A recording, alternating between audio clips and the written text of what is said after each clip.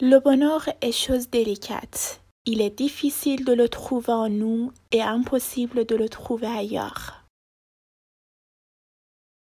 Notre malheur n'atteint son plus haut point que lorsque a été envisagée suffisamment proche la possibilité pratique du bonheur.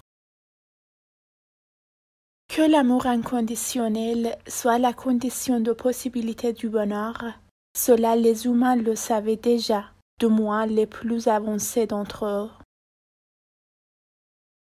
Le bonheur aurait dû venir, le bonheur des enfants sages, garanti par le respect des petites procédures, par la sécurité qui en découlait, par l'absence de douleur et de risque.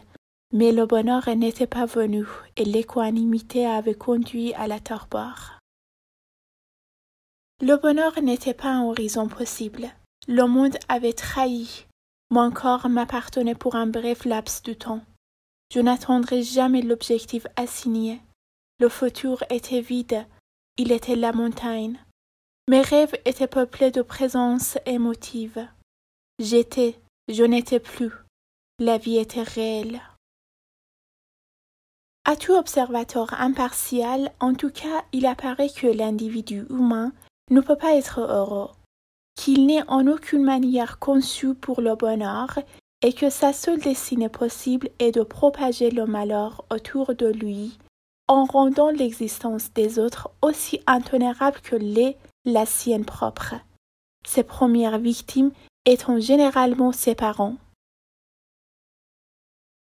Jamais nous ne connaîtrions le regard double infiniment mystérieux du couple uni dans le bonheur, acceptant humblement la présence des organes et la joie limitée. Jamais nous ne serions véritablement amants. Pendant la première partie de sa vie, on ne se rend compte de son bonheur qu'après l'avoir perdu. Puis vient un âge second, où l'on sait déjà, au moment où l'on commence à vivre un bonheur, que l'on va, au bout du compte, le perdre.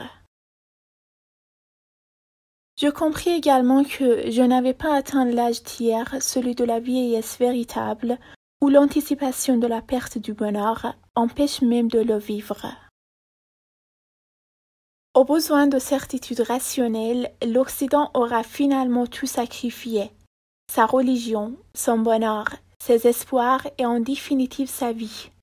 C'est une chose dont il faudra se souvenir lorsqu'on voudra porter un jugement d'ensemble sur la civilisation occidentale.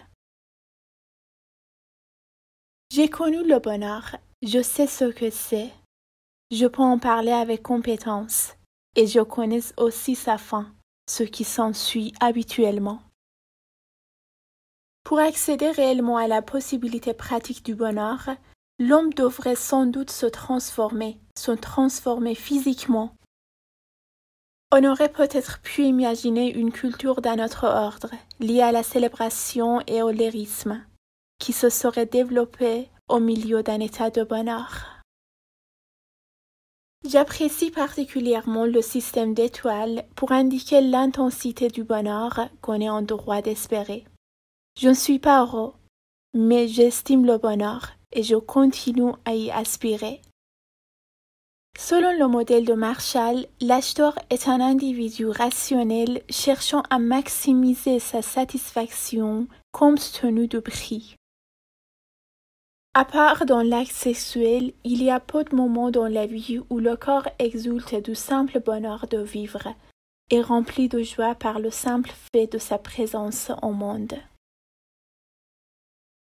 Un monde composé de femmes serait à tout point de vue infiniment supérieur. Il évoluerait plus lentement, mais avec régularité, sans retour en arrière et sans remise en cause néfaste vers un état de bonheur commun.